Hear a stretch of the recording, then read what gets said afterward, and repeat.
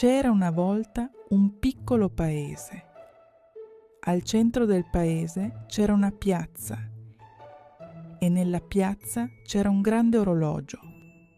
Ogni giorno le persone passavano davanti all'orologio, guardavano l'ora e correvano via.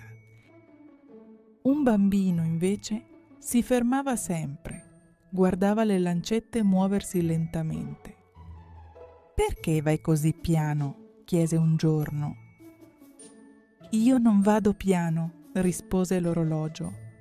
«Vado al mio ritmo». Il bambino tornava ogni giorno, dopo la scuola, dopo i giochi. Crescendo, il bambino diventò un uomo, ma continuò a passare dalla piazza. Un giorno disse all'orologio: «Perché ho sempre fretta? Non ho mai tempo». L'orologio rispose: «Il tempo c'è, ma sono le persone che vanno di fretta».